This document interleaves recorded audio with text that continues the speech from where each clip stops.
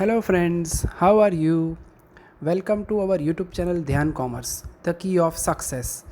Please like, subscribe, share and press bell icon for notifications. Thank you. Hello friends, good evening, जय माता जी। आज हम फिर मिल रहे हैं हमारी लेक्चर की सीरीज़ मैथ्स इज फन में। मगर आज हम कोई मैथमेटिकल पार्ट को नहीं देखने वाले हैं, कोई कॉन्सेप्ट नहीं समझेंगे, कोई मेथड नहीं देखेंगे। आज जो हमारा मेन कॉन्सेप्ट है या मेन जो हम बात ऑब्जर्व करना चाहते हैं वो हमारे टाइटल में से ही छिपी हुई है, मैथ्स से रिलेटेड, मैथमेटिक्स। कुछ डेज ऐसे हैं जो मैथमेटिक्स का इस्तेमाल करके सेलिब्रेट किए जाते हैं मगर हमें कभी कभी पता भी नहीं होते हैं, ठीक है। जिसमें सबसे पहले आपको बेसिक मैथमेटिक्स में एक नोटेशन होगा, पाई के बारे में पता ही होगा, ठीक है। और पाई जो है उसकी वैल्यू अज्यूम करते थे हम स्कूल मैथमेटिक्स में 22/7, जिसे हम अप्रोक्सीमेटली लिखते थे 3.14। तो क्या आपको पता है कि पाई डे कब मनाया जाता है वर्ल्ड इंटरनेशनल मैथमेटिक्स में? तो वो अब हम सबसे पहला ऑब्जर्व करने वाले हैं। जो पाई डे है वो सेलिब्रेट होता है on 14th of March every year. अब आप सोचोगे 14th मार्च कैसे? तो वैसे ये 3.14 होता है और यहाँ पे आप देखो तो पहले 14 है और मार्च यानी आप समझ सकते हो 14/3। मगर ये यूएसए में स्टैंडर्ड यूनेस्को में उस टाइम पे यूएसए में डिसाइड किया गया था कि वो लोग इंटरनेशनल पाई डे जो है वो मनाने वाले हैं। और उस डेट फॉर्मेट में हमारे यहाँ DDMM होता है, वहाँ पे होता है MMDD फॉर्मेट। पहले मंथ लिखा जाता है फिर डेट लिखी जाती है, यानी उस हिसाब से वो होता है 3/14। तो उस वजह से ही लिखा जाता है 3.14, यानी थर्ड मंथ है and the day is 14th, यानी कि पाई डे को मनाया जाता है every year 14th of March में। यानी नेक्स्ट ईयर अब वो आएगा 14th ऑफ मार्च 2021, तब आप मुझको याद कर पाओगे, ठीक है। उसके बाद पाई डे का ही दूसरा फॉर्मेट, जैसे कि मैंने बोला 22/7। अब अगर इंडियन डेट के टर्म्स में आते हैं अगर हम, तो पाई अप्रोक्सीमेशन डे कहा जाता है उसे। यानी फॉर्मेट वाइज अगर देखें तो पाई जैसे मैंने कहा 22/7 भी कहा जाता है।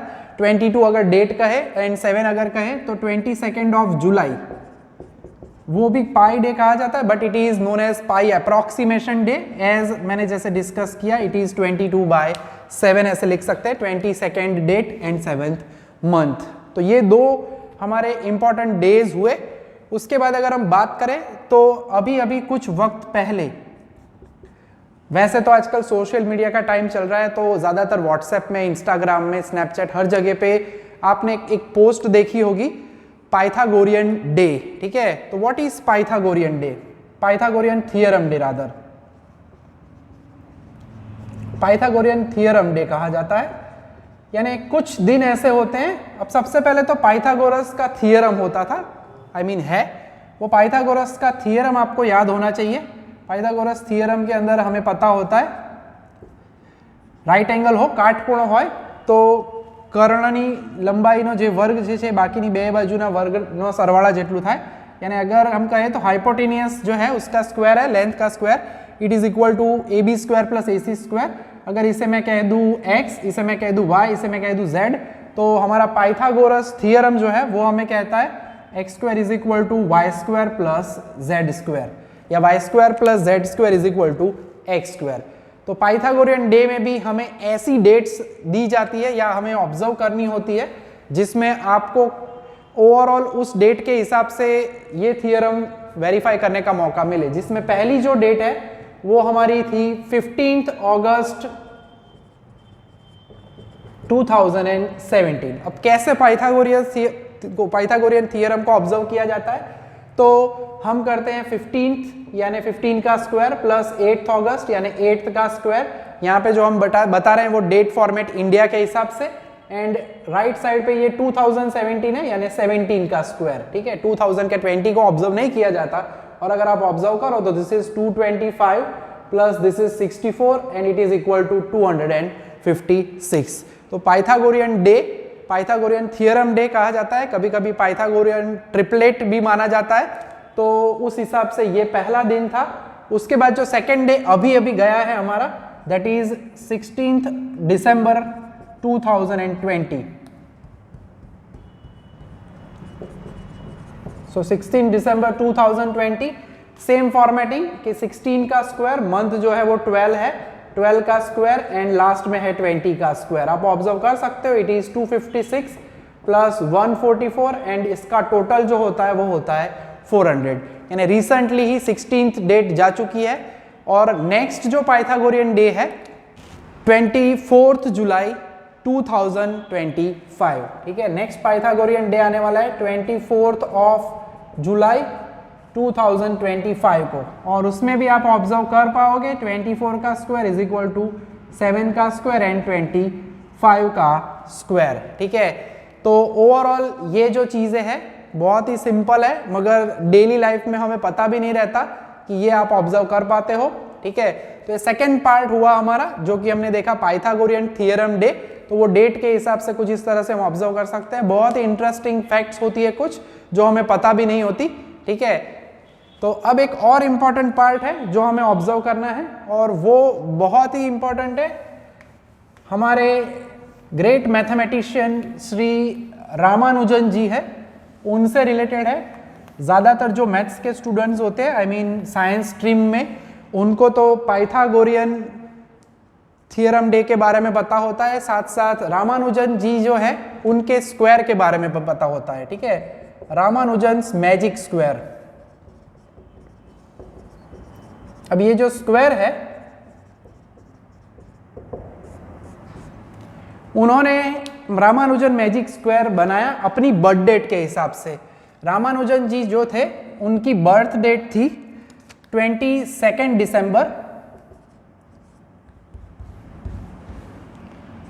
1887। ठीक है, तो उनकी बर्थ डेट अभी आने ही वाली है 22 दिसंबर को। ठीक है, तो उन्होंने मैजिक स्क्वायर बनाया है, उसकी टेक्निक है, उनके जो भी नंबर्स है 4x4 का एक स्क्वायर बनाया था उन्होंने, जिसके अंदर टोटल कोई भी साइड से अगर आप करते हो, हॉरिजॉन्टली टोटल करते हो तो 139 मिलेगा। कॉलम में उन्होंने नंबर्स को अरेंज किया 88, 10 एंड 19। मैं पूरे नंबर्स जो है उनका स्क्वायर वो लिख देता हूं और फिर अपने कैलकुलेटर में यहाँ आप टोटल करके चेक कर लीजिए। ये टोटल में कोई भी साइड से अगर आप टोटल करते हो, यानी रो वाइज हर रो का टोटल जो है वो आपको मिलेगा 139। कॉलम वाइज भी अगर टोटल करोगे तो वो भी मिलेगा 139। डायगोनली अगर आप टोटल करोगे तो वो भी टोटल आपको मिलेगा 139। तो ये मैजिक स्क्वायर रामानुजन जी ने बनाया कैसे? ठीक है, किसी भी की भी बर्थ डेट हो, यानी पहली रो में जो 4 एलिमेंट्स है वो फॉर्मेट अगर हम कहे तो वो फॉर्मेट को कहा जाता है DD, MM, CC and YY। अगर ये फॉर्मेट है, आज हम ये पूरा ऑब्जर्व करने वाले हैं पार्ट, जिसमें आपको अगर अपनी बर्थ डेट आपके पास है उसका अगर मैजिक स्क्वायर बनाना है तो भी ये टेक्निक के ऊपर से हम बना सकते हैं, जिसकी एक थोड़ी सी मैथमेटिकल कैलकुलेशन है जो कि रामानुजन जी ने की थी और हमें ये मैजिकल स्क्वायर मिला है। आपकी बर्थ डेट हो उसमें आप इसका इस्तेमाल कर सकते हो। ठीक है, उसके अंदर उन्होंने जो ये फॉर्मेटिंग दिया है वो आपको याद रखना है खाली, और आराम से आप अपना ये मैजिक स्क्वायर बना सकते हो। ठीक है, तो खाली पहला DD, MM, CC, YY याद रखना है और बाकी अगर कैलकुलेशन आप करोगे जो फॉर्मूला के हिसाब से है, मैथमेटिक्स में, इसीलिए हमारा टाइटल भी है हमारे इस चैनल का जो कि है मैथ्स इज फन। आपको फन का मौका यहाँ पे ज़रूर मिलेगा। ठीक है, अभी मैं एक लाइव डेमो आपको दिखाने ही वाला हूँ कि टोटल जो है कोई एक बर्थ डेट अगर आप ले लेते हो, सपोज मैं एक यहाँ पे फॉर्मेट देखना चाहो तो आप कंपेयर कर सकते हो कि ये पहली रो जो हमारे पास है DD, MM, CC, YY, तो बाकी के एलिमेंट्स कैसे मिले, तो YY +1 यानी ईयर जो है 87 में +1 करो तो 88 मिलेगा, CC यानी कि 18 - 1। इसी तरह से आप कोई भी फॉर्मेट बना सकते हो। सपोज मेरी बर्थडे है 9 अगस्त 1984। ठीक है, तो 9 अगस्त 1984 एंड टोटल ऑफ 4 नंबर्स, ये जो 4 नंबर्स है उनका टोटल जो होता है वो मेरा टोटल हो रहा है 120। तो इस फॉर्मेट के ऊपर से पूरा मैजिक स्क्वायर मेरी बर्थ डेट के लिए भी बनेगा, आपकी बर्थ डेट के लिए बनाना है तो भी आप बना सकते हो। कुछ भी अगर डाउट आता है तो आप नीचे कमेंट बॉक्स में लिख सकते हो। सिंपली करना क्या है, फॉर्मेट ये यूज करना है आपको, Y Y plus 1, Y Y यानी ईयर है, 84 प्लस 1 करोगे यानी 85, सी सी माइनस 1 यानी 18, सिंपल मैथमेटिकल पार्ट है, एम एम माइनस 3 यानी 8 माइनस 3 यानी 5, डी डी प्लस 3 यानी 12, टोटल करने के बाद आपको मिलेगा M M minus 2, D D plus 2, Y Y plus 2, ठीक है, C C minus 2, plus minus करना तो आएगा क्योंकि दो दो एक एक दो दो 3 नंबर ही माइनस करने होते हैं, सी सी प्लस 1, ठीक है, वाई वाई माइनस 1 यानी 83, डी डी प्लस 1 यानी 10, एम एम माइनस 1 यानी कि 7। कोई भी फॉर्मेट में अगर आप टोटल करते हो 9 प्लस 85, 94 प्लस 6, 100 प्लस 20, 100, उसी तरह से 120, उसी तरह से आप कैसे भी चेक करना चाहो चेक कर सकते हो। 86 प्लस 7 यानी 93, 93 प्लस 18, 111 प्लस 9 यानी सीधा मिलेगा 120। हॉरिजॉन्टली वर्टिकली कैसे भी करो तो आपको मैजिक स्क्वायर मिल सकता है, ठीक है। तो रामानुजन जी है, उन्होंने अपनी बर्थ डेट के हिसाब से मैजिकल स्क्वायर बनाया, ग्रेट मैथमेटिशियन थे श्रीनिवासन रामानुजन, ठीक है।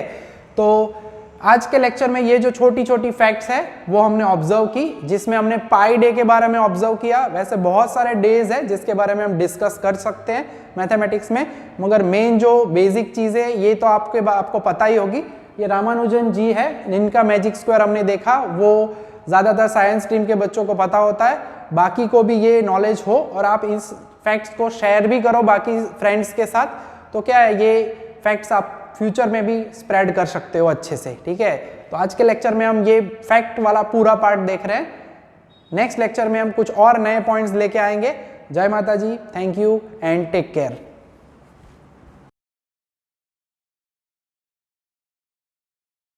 Please like, subscribe, share and press bell icon for notifications.